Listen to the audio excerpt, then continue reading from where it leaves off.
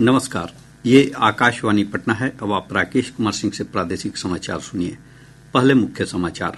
केंद्रीय वित्त मंत्री निर्मला सीतारामन ने दरभंगा में आयोजित क्रेडिट आउटरीच प्रोग्राम के तहत 49,000 से अधिक लाभुकों के बीच 1,388 करोड़ रुपए का ऋण वितरित किया। श्रीमती सीतारामन ने कहा, सरकार समाज के अंतिम पंक्ति के लोगों तक कल्याणकारी योजनाओं को पहुंचाने के लिए प्रतिबद्ध। बिहार विधानसभा का शीतकालीन सत्र अनिश्चितकाल के लिए स्थगित। इस बार का सत्र काफी हंगामेदार रहा। और बीपीएससी की ओर से अनुशंसित प्रधानाध्यापक, प्रधान शिक्षक, विद्यालय अध्यापक और सक्षमता परीक्षा उत्तीर्ण शिक्षकों की काउंसलिंग 9 दिसंबर से होगी। अब समाचार विस्तार से। केंद्रीय वित्त मंत्री निर्मला सीतारामन ने आज दरभंगा के राज मैदान में आयोजित क्रेडिट आउटरीच प्रोग्राम के तहत ऋण वितरण समारोह में 49,137 लाभुकों के बीच 1,388 करोड़ रुपए का ऋण वितरित किया। इस अवसर पर वित्त मंत्री ने कहा कि सरकार ने किसान क्रेडिट कार्ड केसीसी योजना का विस्तार किया है। इसके अंतर्गत मत्स्य पालन, पशुपालन और अन्य क्षेत्र शामिल किए हैं। वित्त मंत्री ने कहा कि इस कार्यक्रम का उद्देश्य सरकार की योजनाओं को देश के अंतिम व्यक्ति तक पहुंचाना और उन्हें आर्थिक रूप से समर्थ बनाना है। अंतिम पंक्ति में खड़े हुए गरीब को सेवा करना ही हमारे कर्तव्य है, हमारे सरकार के पहले मंत्र है। इसीलिए आप देखते हैं कभी भी बात करने के समय माननीय प्रधानमंत्री जी बोलते हैं कि गरीब, महिला, किसान और युवा, इनके लिए हम जितने भी सेवा करें उनके ही द्वारा विकसित भारत के हर कदम होगा। इसीलिए उनके साथ रहना आवश्यक है। वित्त मंत्री ने कहा कि मिथिला क्षेत्र के प्रसिद्ध मखाना और मत्स्य उत्पादक किसानों को आसान शर्तों पर ऋण उपलब्ध कराने के लिए बैंकों को आगे आना चाहिए।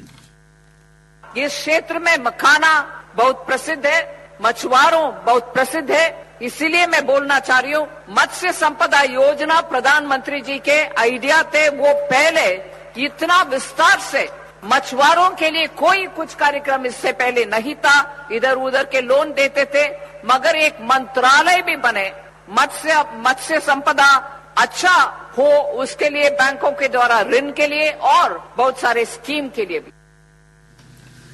दरभंगा में आयोजित कार्यक्रम में केंद्रीय मंत्री चिराग पासवान, स्थानीय सांसद गोपाल जी ठाकुर और उप मुख्यमंत्री सम्राट चौधरी के साथ अन्य गणमान्य लोग उपस्थित थे।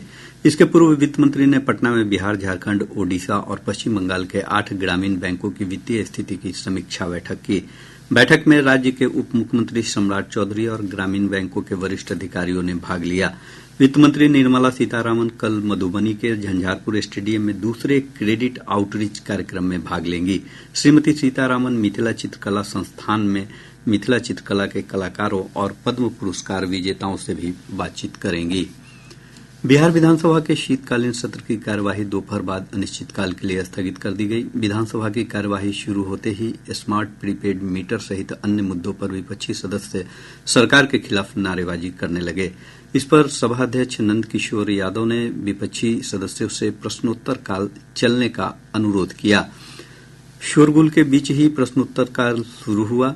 ऊर्जा मंत्री विजेंद्र प्रसाद यादव ने अजीत शर्मा के अल्पसूचित प्रश्न के जवाब में कहा कि स्मार्ट मीटर सही तरीके से काम कर रहा है। जिस मीटर के खराब होने की शिकायत मिलती है उसकी जांच कराई जाती है। उन्होंने कहा कि स्मार्ट मीटर का निर्माण ISI मार्क के अनुसार हो रहा है। दूसरी पाली में सदस्यों ने गैर सरकारी संकल्प के तहत जनहित का मामला उठाया। इसके बाद सभाध्यक्ष ने सत्र के दौरान निपटाए गए विधायी कार्यों की जानकारी दी और सदन की कार्यवाही अनिश्चितकाल तक के लिए स्थगित कर दी। विधानसभा अध्यक्ष नंदकिशोर यादव ने अपने संबोधन में कहा कि शीत सत्र में कुल 5 बैठकें हुई। इस दौरान 5 राजकीय विधेयकों को स्वीकृति दी गई। सत्र के दौरान कुल 964 प्रश्न प्राप्त हुए, जिनमें 809 प्रश्न स्वीकृत किए गए। श्री यादव ने सत्र के संचालन में सहयोग के लिए मुख्यमंत्री, उप मुख्यमंत्री, मंत्रीगण और नेता विरोधी दल के साथ सभी सदस्यों का आभार व्यक्त किया। इधर विधान परिषद के सभापति अवधेश नारायण सिंह ने सदन को बताया कि वर्तमान सत्र में 5 विधेयक पारित किए गए हैं। इनमें बिहार माल और सेवा कर विधेयक, बेतिया राज्य की संपत्तियों को निहित करने वाला विधेयक, बिहार सरकारी परिसर विधेयक, बिहार खेल विश्वविद्यालय विधेयक और बिहार विनियोग विधेयक शामिल हैं। सभापति ने सदन को बताया कि परिषद के 208वें सत्र में कुल 5 बैठकें आयोजित हुई। उन्होंने महत्वपूर्ण विषयों पर वाद विवाद में सहभागिता के लिए सदन के सभी सदस्यों को बधाई दी।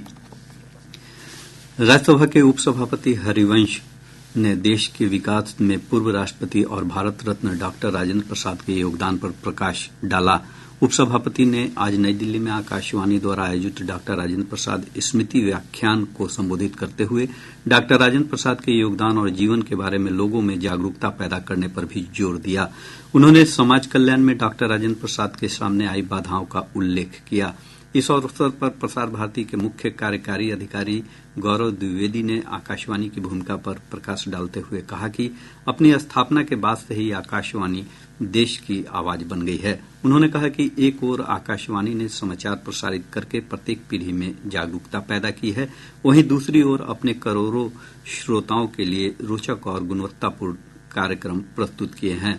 प्रसार भारती के सार्वजनिक प्रसारक के रूप में इसकी भूमिका संचार के किसी भी अन्य माध्यम की तुलना में अधिक व्यापक है। इस अवसर पर आकाशवाणी की महानिदेशक प्रज्ञा पालीवाल गौड़ भी मौजूद थी। प्रादेशिक समाचार आप आकाशवाणी पटना से सुन रहे हैं। ताजा समाचारों के लिए आप हमारा एक्स हैंडल AIR_News_ पर जा सकते हैं। केंद्र सरकार ने बिहार सहित देश के 23 राज्यों के प्रसिद्ध पर्यटन स्थलों को वैश्विक मानकों के अनुरूप विकसित करने की लगभग 3,300 करोड़ रुपए की 40 परियोजनाओं को मंजूरी दी है। इन परियोजनाओं में सहरसा जिले की प्रसिद्ध मत्स्यगंधा झील का विकास और कैमूर जिले के करमचक इको टूरिज्म एडवेंचर हब को भी विकसित किया जाएगा। मत्स्यगंधा झील में राजगीर के बाद राज्य का दूसरा ग्लास ब्रिज विशेष आकर्षण का केंद्र होगा। वहीं कैमूर का करमचक साहसिक पर्यटन में रुचि रखने वालों को आकर्षित करेगा। उप मुख्यमंत्री सम्राट चौधरी ने उत्तर और दक्षिण बिहार में पर्यटन उद्योग को बढ़ावा देने के लिए प्रधानमंत्री नरेंद्र मोदी का धन्यवाद दिया है। उन्होंने कहा कि इससे दोनों जिलों में स्थानीय लोगों को हस्तशिल्प, होटल और परिवहन जैसे क्षेत्रों में रोजगार मिलेगा। विश्वविद्यालय अनुदान आयोग जल्द ही स्नातक छात्रों के लिए डिग्री पाठ्यक्रमों की अवधि कम करने या उसे बढ़ाने का विकल्प प्रदान करेगा। विश्वविद्यालय अनुदान आयोग ने त्वरित और विस्तारित डिग्री कार्यक्रम के लिए मानक प्रचालन प्रक्रियाओं को मंजूरी दे दी है। आयोग के अध्यक्ष जगदीश कुमार ने मीडिया को बताया कि त्वरित डिग्री कार्यक्रम से छात्रों को प्रति सेमेस्टर अतिरिक्त क्रेडिट अर्जित करके कम समय में 3 साल या 4 साल की डिग्री हासिल करने में मदद मिलेगी। त्वरित और विस्तारित डिग्री कार्यक्रम के तहत छात्रों को सामान्य अवधि के कार्यक्रम के तरह ही कुल क्रेडिट मिलेंगे। विस्तारित डिग्री कार्यक्रम के तहत छात्र अपनी डिग्री की समय सीमा को 2 सेमेस्टर तक बढ़ा सकते हैं। उच्च शिक्षा संस्थान इन कार्यक्रमों के लिए छात्रों की पात्रता का मूल्यांकन करने के लिए समितियों का गठन करेंगे। संस्थान स्वीकृत प्रवेश सीमा के 10% तक इस विशेष डिग्री कार्यक्रम के लिए निर्धारित कर सकते हैं। उच्च शिक्षा संस्थान स्टैंडर्ड पीरियड के बजाय चुनी गई अवधि में कार्यक्रम पूरा करने पर छात्रों को डिग्री जारी करेंगे। पहले या बाद में पूरी की गई स्नातक डिग्री को भी रोजगार और शैक्षिक उद्देश्यों के लिए सामान्य अवधि की डिग्री के बराबर माना जाएगा। सुपर्णा सेकिया की रिपोर्ट के साथ भानु प्रताप सिंह। केंद्र सरकार ने कहा है कि देश में जनसंख्या अनुपात के अनुसार 811 लोगों पर एक डॉक्टर कार्यरत है। स्वास्थ्य और परिवार कल्याण राज्य मंत्री अनुप्रिया पटेल ने लोकसभा में एक लिखित जवाब में कहा कि राष्ट्रीय चिकित्सा आयोग और राज्य चिकित्सा परिषदों में 13,86,000 से अधिक एलोपैथिक डॉक्टर और 6,14,000 आयुष डॉक्टर पंजीकृत हैं। श्रीमती पटेल ने कहा कि पिछले 10 वर्षों में देश में मेडिकल कॉलेजों की संख्या 387 से बढ़कर 780 हो गई है। उन्होंने बताया कि 2014 से अब तक MBBS की सीटों में 130% की वृद्धि हुई है। देश में मेडिकल की कुल सीटें 51,348 से बढ़कर करीब 1,18,000 हो गई है। केंद्र सरकार ने बताया कि न्यायपालिका में न्यायाधीशों के 5,600 से अधिक पद रिक्त हैं। आज लोकसभा में एक प्रश्न के लिखित जवाब में कानून मंत्री अर्जुन राम मेघवाल ने इस बात की जानकारी दी। उन्होंने यह भी कहा कि पिछले 5 वर्षों में देश भर के विभिन्न उच्च न्यायालयों में लगभग 500 न्यायाधीशों की नियुक्ति की गई है। श्री मेघवाल ने कहा कि मौजूदा रिक्तियों को शीघ्र भरने के लिए हर संभव प्रयास किए जा रहे हैं। उन्होंने कहा कि संवैधानिक अदालतों के न्यायाधीशों की नियुक्ति कार्यपालिका और न्यायपालिका के बीच एक सतत प्रक्रिया है। इसके लिए राज्य और केंद्र दोनों स्तरों पर विभिन्न संवैधानिक अधिकारियों से परामर्श और अनुमोदन की आवश्यकता होती है। बिहार लोक सेवा आयोग की ओर से अनुशंसित प्रधानाध्यापक, प्रधान शिक्षक, विद्यालय अध्यापक और सक्षमता परीक्षा उत्तीर्ण स्थानीय निकाय के शिक्षकों की काउंसलिंग 9 दिसंबर से 31 दिसंबर तक आयोजित की जाएगी। शिक्षा विभाग के अपर मुख्य सचिव डॉक्टर एस सिद्धार्थ ने बताया कि प्राथमिक विद्यालयों के प्रधान शिक्षकों और उच्च माध्यमिक विद्यालयों के प्रधानाध्यापकों की काउंसलिंग 9 से 13 दिसंबर तक होगी। वहीं विद्यालय अध्यापक के तृतीय चरण में उत्तीर्ण शिक्षकों की काउंसलिंग 16 से 20 दिसंबर तक आयोजित की जाएगी, जबकि सक्षमता परीक्षा उत्तीर्ण शिक्षकों की काउंसलिंग 23 से 31 दिसंबर तक होगी।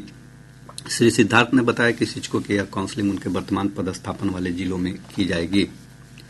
पटना में आयोजित 3 दिवसीय बिहार डाक टिकट प्रदर्शनी के दूसरे दिन आज ग्रामीण विकास मंत्री श्रवण कुमार ने डाक विभाग की ओर से दी जाने वाली सुविधाओं के लिए पूरे विभाग को धन्यवाद दिया।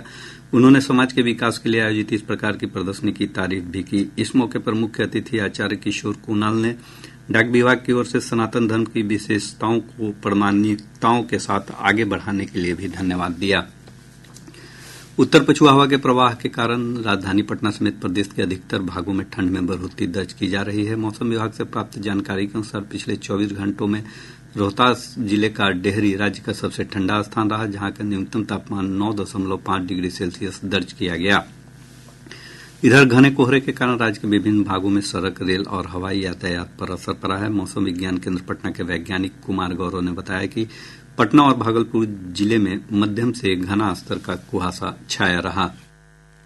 आज के मौसम विश्लेषण के अनुसार अगले 2 दिनों के दौरान प्रदेश के मौसम में कोई विशेष बदलाव नहीं होने का पूर्वानुमान है। मौसम शुष्क, सुबह के समय हल्के से मध्यम स्तर का कुहासा। प्रदेश का औसत अधिकतम तापमान 26 से 28 डिग्री सेल्सियस के रेंज में एवं औसत न्यूनतम तापमान 12 से 14 डिग्री सेल्सियस के रेंज में रहने की संभावना है। अररिया जिले के बैरगाछी थाना पुलिस ने 1000 लीटर से अधिक विदेशी शराब के साथ 2 शराब तस्करों को गिरफ्तार किया है। समस्तीपुर नगर थाना क्षेत्र के पुरानी पोस्ट ऑफिस रोड स्थित एक आभूषण दुकान से 1 करोड़ से अधिक रुपए के आभूषण लूटकांड मामले में पुलिस की विशेष टीम ने 5 अपराधियों को गिरफ्तार किया है। खगड़िया जिले के गोगरी अनुमंडल अवर निबंधक कार्यालय में कंप्यूटर कर्मी के साथ मारपीट और कार्य अवरुद्ध करने के मामले में पुलिस ने 2 आरोपियों को गिरफ्तार किया है। और अब अंत में मुख्य समाचार एक बार फिर। केंद्रीय वित्त मंत्री निर्मला सीतारामन ने दरभंगा में आयोजित क्रेडिट आउटरीच प्रोग्राम के तहत 49,000 से अधिक लाभुकों के बीच 1,388 करोड़ रुपए का ऋण वितरित किया। श्रीमती सीतारामन ने कहा, सरकार समाज के अंतिम पंक्ति के लोगों तक कल्याणकारी योजनाओं को पहुंचाने के लिए प्रतिबद्ध। बिहार विधानसभा का शीतकालीन सत्र अनिश्चितकाल के लिए स्थगित। इस बार का सत्र काफी हंगामेदार रहा। और बीपीएससी की ओर से अनुशंसित प्रधानाध्यापक, प्रधान शिक्षक, विद्यालय अध्यापक और सक्षमता परीक्षा उत्तीर्ण शिक्षकों की काउंसलिंग 9 दिसंबर से होगी। इसके साथ ही आकाशवाणी पटना से प्रसारित प्रादेशिक समाचार का ये अंक समाप्त हुआ।